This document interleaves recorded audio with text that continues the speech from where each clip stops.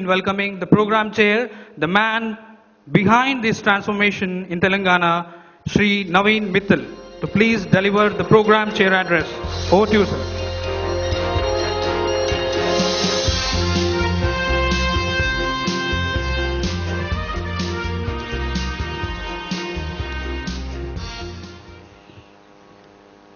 Thank you, Sudhir. Thank you for a very generous presentation. I think the credit of all this goes to all the faculty members who work very hard in our government colleges as well as other government institutions, government polytechnics, for bringing this change. Dignitaries on the dais and dignitaries in the front of the dais and all the participants and invitees, a very good morning to all of you.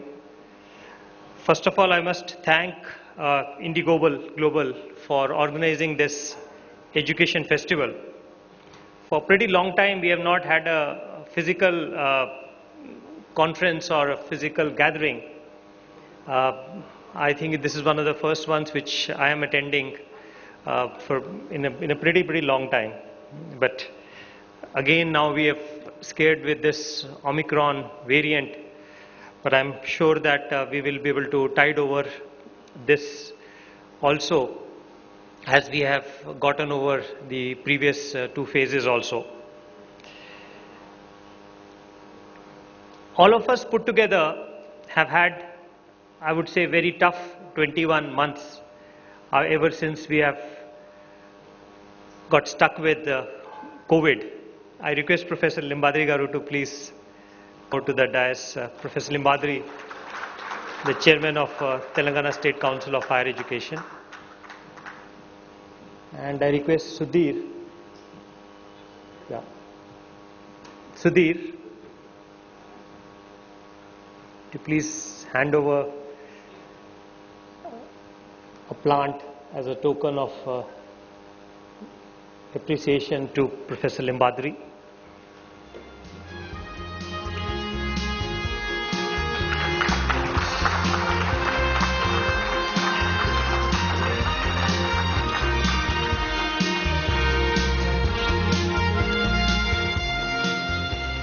So we have had this very tough, I would say, 21 months ever since we got stuck with COVID. And we were all forced to go online. Most of are dealing with the students in this last 21 months. So it's been, I would say, a very tough time. But as I said, every threat is also an opportunity. And every crisis can be also a moment of change or a transformation. I think COVID has also brought in this great transformation which all of us are experiencing in the education sector in last few months. And I keep talking to number of leaders, both who are in the management or administration of educational institutions, faculty members, as well as people who are dealing with the education sector from outside. And I can tell you that the amount of technological transformation which has happened in this last few months is something which would have otherwise taken probably a decade to happen. So COVID crisis has actually acted as a catalyst for change. A change which we were all looking forward to, but which was very slow in coming. You know, in general, education sector has been a very slow adopter of change. I keep talking about this example that if you look at, let's say, last 100 years, and you look at most sectors, you would not recognize that sector 100 years back and that sector now. Look at health sector. You go to a health institution, let's say 100 years back, and you go to a health institution today, you cannot recognize the old one. It's so much of a transformation. You look at mobility sector. cars did not exist except in very, I would say, experimental areas or for the ultra rich. Aeroplane as a mode of transport did not exist. But today, it has become ubiquitous. You look at any other sector, you look at entertainment sector, film as a media or no entertainment as a media, what it was 100 years back and what it is today, you cannot, imagine the kind of change which has happened. But if you look at education sector, if you would have gone into a classroom, let's say 100 years back, and then let's say you walk into an average classroom of even today, you would not see much of a change. The layout is same. The blackboard remains the same except probably the change of the color. Some places we have got, let's say, green board, and some places we have got a white board, maybe with a marker, but layout is more or less the same. Maybe a projector got added some places. Instead of writing, the thing is being projected. So it's more or less the same. And we were all talking about disruptions in various sectors. And that disruption is happening in the education sector. I would say it has already started happening in a very big way. And we have to recognize this, one, that we have to recognize this change, that yes, we are in the midst of this change. Because many times, no, the change happens, we don't recognize that change. It's like, there is an example of, you put, let's say, a frog in a boiling water, it will suddenly jump out. But you put a frog in a pan, in a cold water, but you slowly increase the temperature, it would not know when the temperature has gone beyond the tolerable point. So change is like that. When in the midst of the change, we don't realize how the change is happening. But when we many times look from outside, we look at things from a totally different perspective and see that, oh, the change is very, very big. So one, we have to recognize this change. Two, it's also a time to look at what kind of an educational system we are moving into. What are the strengths of the present educational system, and what are the changes which are expected and which should happen. And one of those things is that it is now being universally acknowledged that we are moving into a hybrid or a blended mode of learning. Why I'm using both these words, though there are little finer nuances in these two words, hybrid or blended. Some people will say that hybrid is where you have both online and offline students. Blended is where both online and offline media are combined for the same student. So these are very finer nuances, but more or less these two words are now being used in similar fashion across the globe. So this is being now universally acknowledged that this is the future. Now what is that? That means that both physical as well as digital media are important, because there are respective strengths of both. You cannot 100% replace a classroom with simply online learning, and we have seen this, that it doesn't work. It simply doesn't work. There are so many advantages of having a physical face-to-face connection. We have had ourselves experience of these online conferences. The quality of our experience in an online conference is very, very different from being physically present face-to-face and experiencing it. Similar is the experience for a student also. And classroom is not just one-way communication. Classroom is not about only teacher to student communication. It's not that only teacher is telling to the students. teacher is also receiving communication from the student, and most of you are teachers or have been teachers. So a teacher also gets this communication from the students also in many multiple ways. One thing is trying to find out how the students are picking up the pace of teaching, what kind of learning students are having, what kind of reception students are having. And it's also to understand students' needs. When students ask questions, it's also to know what the students want to know. So in multiple ways, I mean, these are just a couple of examples, but in multiple ways, the communication is not one way, it is two-way. From teacher to the student and also student to the teacher. And that happens very well in a physical environment. And thirdly, it is not just between the teacher and the student, but also, as we say, peer-to-peer learning also. Students also learn from each other. Students don't learn just from the teacher, but students also learn from each other, and not just academics, but also life skills. Ultimately, everybody has to work in a team when they move into a work environment out of the academic environment.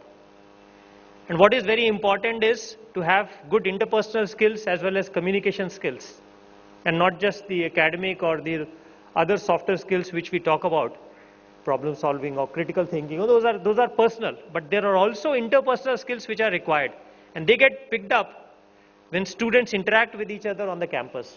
So, thing is that physical teaching is a must. When it is a must, why are we talking of also combining it with online teaching? And the answer is that for too long, we have focused only on providing information to the students. And this must change. We have also Professor Prasanna Kumar, who advocates experiential learning. And he will be talking to us about also his experience with experiential learning.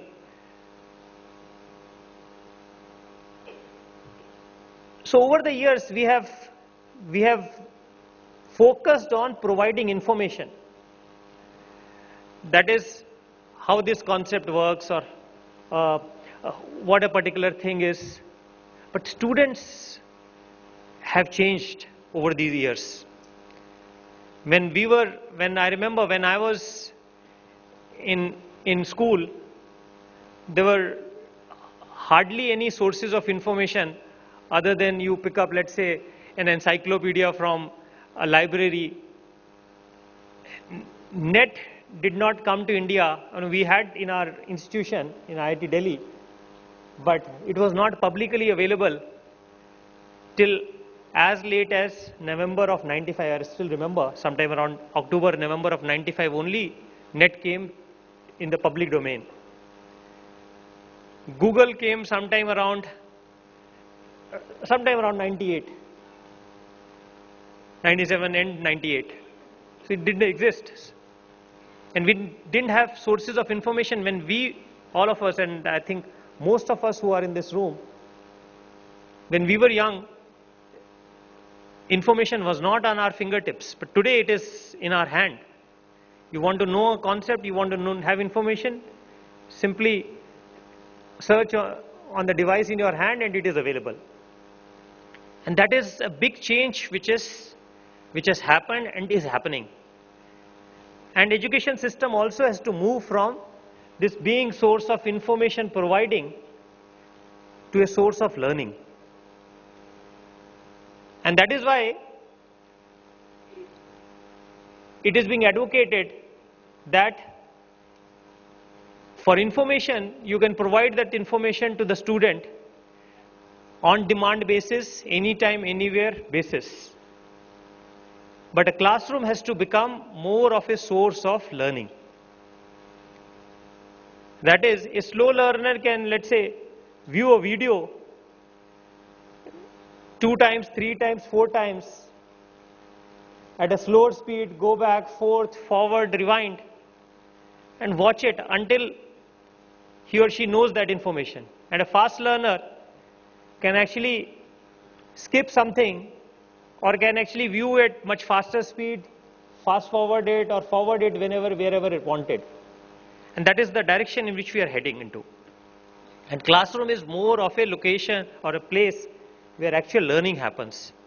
And that's why we have to move as an education system from providing information to being a source of learning. And that is the biggest fundamental shift we have to undertake. Otherwise, the institutions which will provide that will survive, and the institutions which do not provide that will slowly die. And we have seen this happening across in many sectors. I mean, I'll give you an example of this. This is a very famous example which is given of Kodak. When we were young, or let's say 20 years back, 25 years back, the only medium was 80 to 90% of world's market, photographic film market, was in the hands of this company. They didn't realize the change which is happening. In about 3 to 4 years, it just went bust, and digital cameras took over.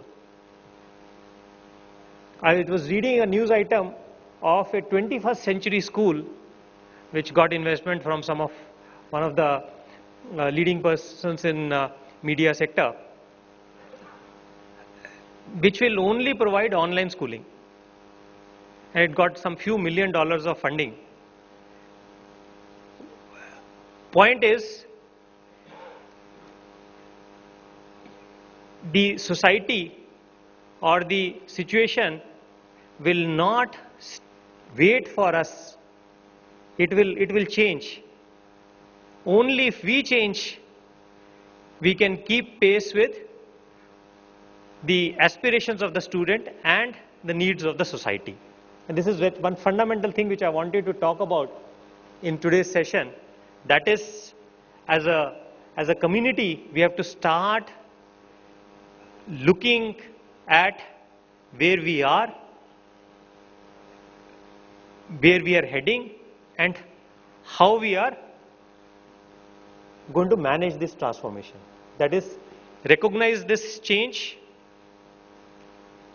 look at where we are heading, and then plan and work on this change which is going on.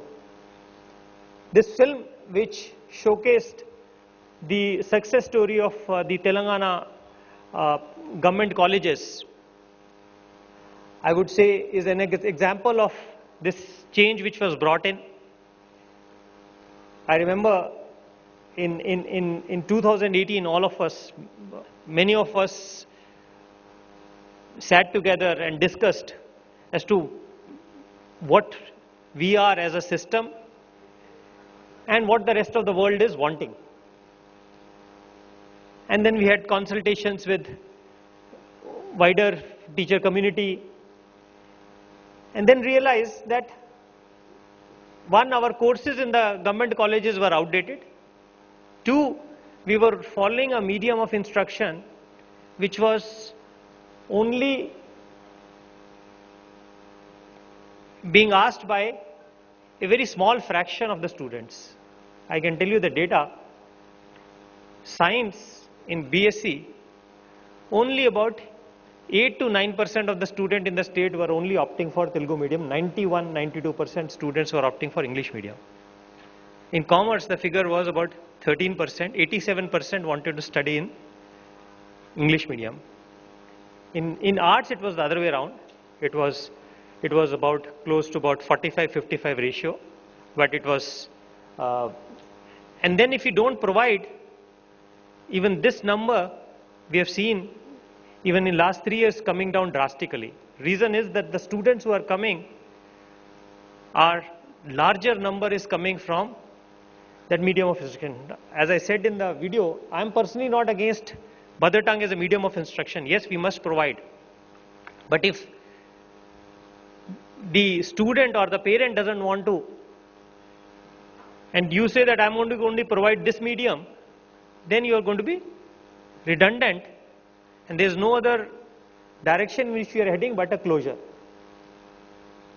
You can keep sitting on a pedestal and say that, no, I will only provide particular medium of instruction, but if the student is not coming, you are going to be empty.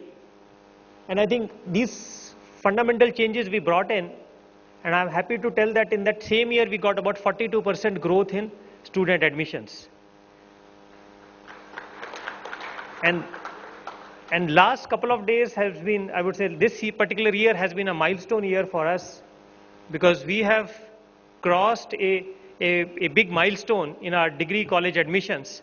We have crossed half century mark, 50,000 students in our government colleges, up from nearly about 30,000. So cumulative growth of about 67% during this time we have been able to achieve. And I must say that our teachers deserve a big applause for that. The reason for that is that they not only changed the academic environment because let's say changing a course was an administrative decision, but to provide that change which is required in every institution was a work which is done by every single faculty member.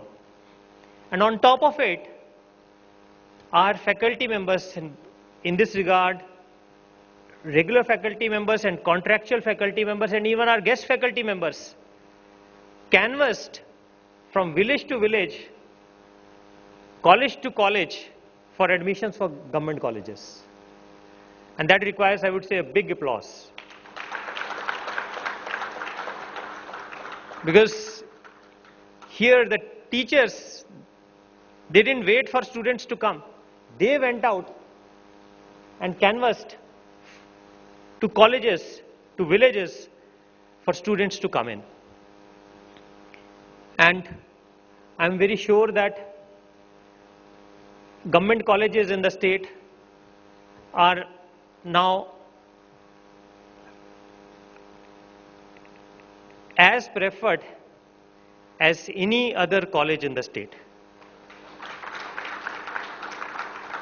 There are colleges in the state which only when they fill up, students then only opt for another college. So that is I would say the strength of our government colleges today. There are few other things which our universities have helped doing, and our State Council of Higher Education has helped done. I remember Professor Limbadri and Professor Venkatramana, who were Vice Chairman then, and then Professor Papi Reddy Garu, Professor, our former Vice Chancellor of Osmania University, Professor Ramchandran Garu. He worked together to bring in also a big change in curriculum also, wherein soft skills which were earlier on the periphery or outside the periphery, which were left to the colleges, let's say you can provide these skills to the students if you want to improve your college placements. And we had TSKCs and also task and other initiatives which were working from the periphery. But these soft skills were brought into the core as credit courses.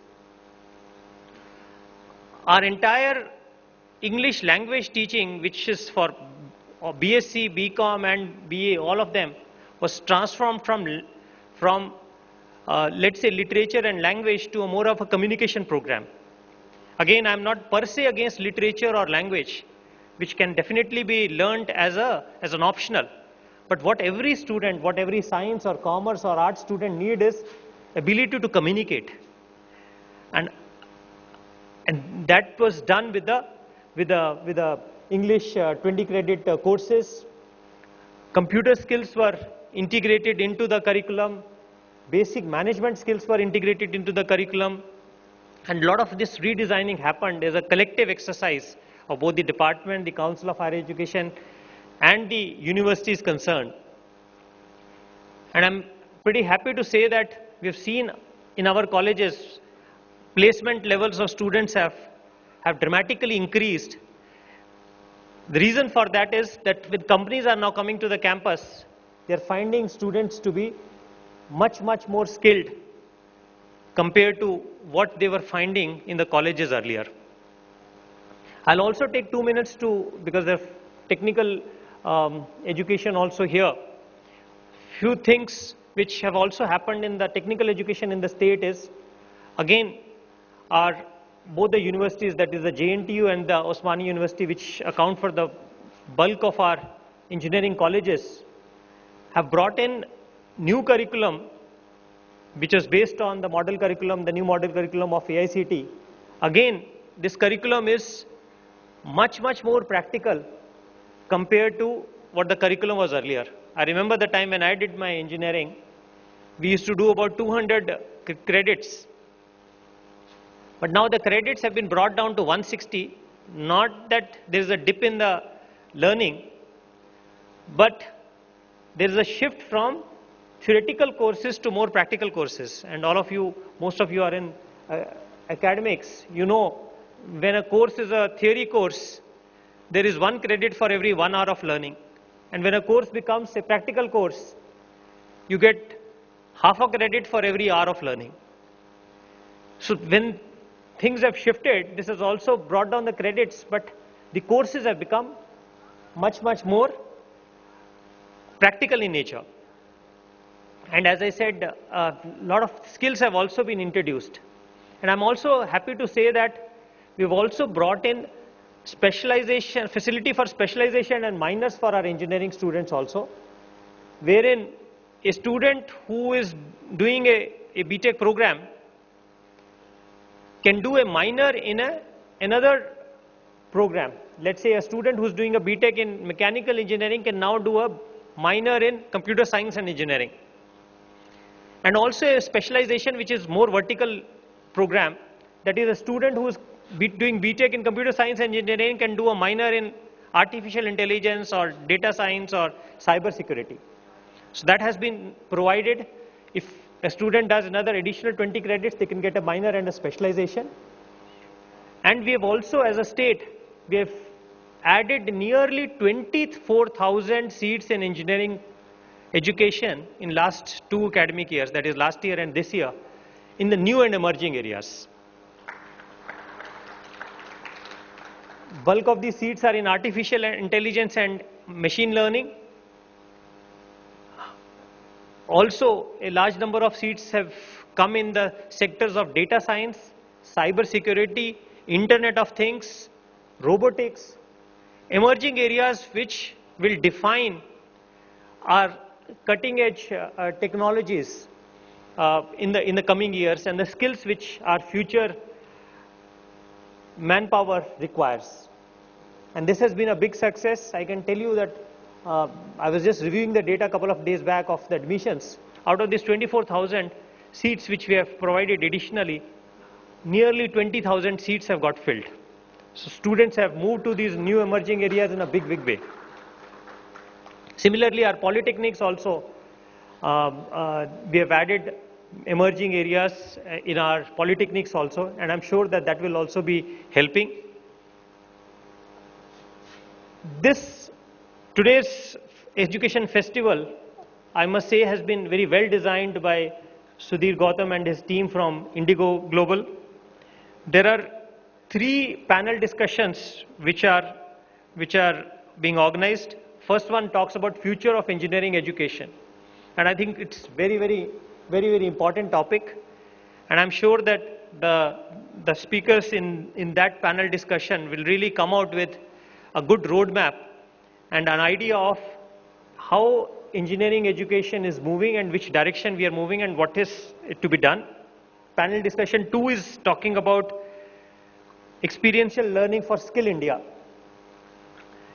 And again, I must say that this is also very important. As I said, experiential learning, in fact, Professor Prasanna Kumar will talk about it because that's his specialty. When you experience something, the quality of learning is much more than when you provide that as a mere theoretical input. So this is something which uh, is become a very important and powerful mode of, I would say, teaching learning. And this session will talk about it. Third panel discussion is about best practices and innovation in achieving global competitiveness. Again, as a state and as a country, this is something which is of great importance to us. Post-COVID, we have seen a huge jump in the growth rate in our country, both in the services as well as the manufacturing sector, because of the change in policy environment which has come in. And today, we are talking about the global competitiveness of India in a very big way, because that is very critical for our future as a country. And we also have 2 fireside chats, which I'm sure that you will find interesting. And I'm sure that this day, which you have taken out to spend in this education festival, will not only be a source of great learning for you, but also will be enjoyable experience to all of you. And I thank each one of you for participating, and also IndiGlobal and their team for organizing this. Thank you and best wishes.